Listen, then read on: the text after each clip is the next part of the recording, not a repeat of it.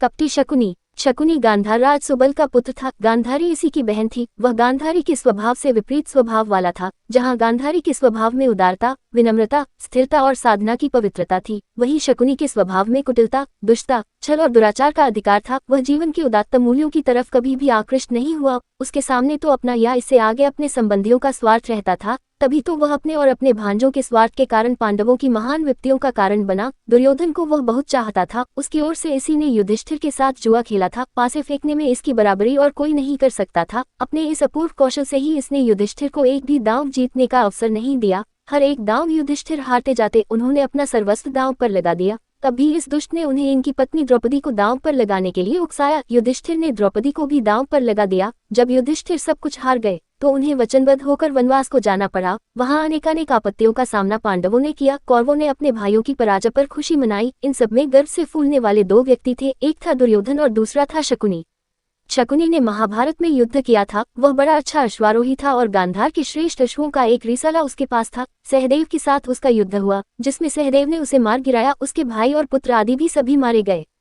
शकुनी सदा दुर्योधन की हाँ में हाँ मिलाना जानता था। कभी भी नेक सलाह उसने दुर्योधन को नहीं दी। कहा जाता है कि वह हस्तिनापुर में किसी राजनीतिक उद्देश्य के कारण ही रहता था। उसी कारण संभवतः गांधार राज सुबल ने अपनी पुत्री गांधारी का विवाह अंधे धृतराष्ट्र के साथ किया था। कुछ लोग तर्क रखते हैं कि आखिर तो शकुनी कौरवों का मामा था। फिर यदि उसने उनके भले के लिए कोई बुरा काम किया तो वह एक संबंधी के लिए स्वाभाविक ही है। कौन ऐसा होगा जो अपने संबंधी के भले के लिए प्रयत्न नहीं करेगा।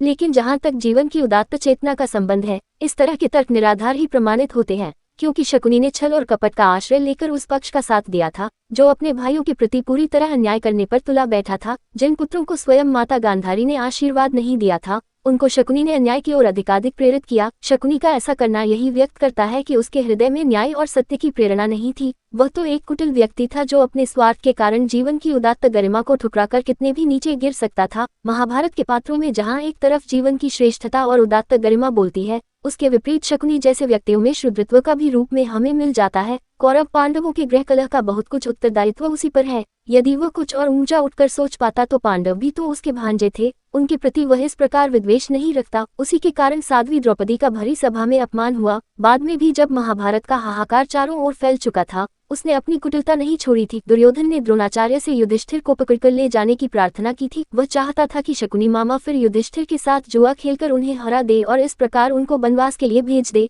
जिससे यह सारा युद्ध ही समाप्त हो जाए। उस समय भी शकुनी इसके लिए तैयार हो गया था। इस तरह देखा जाए तो पांडवों के कष्टों के लिए तो शकुनी उत्तरदायी है ही, बल्कि कौरवों के नाश का भी एकमात्र कारण वही है। यदि जाए कि समय वह छल नहीं दिखाता तो पता नहीं कौरव कुल का इस प्रकार भीषण अंत होता या नहीं। शास्त्र में भी कहा गया है कि मातु सर्वनाश का कारण होता है।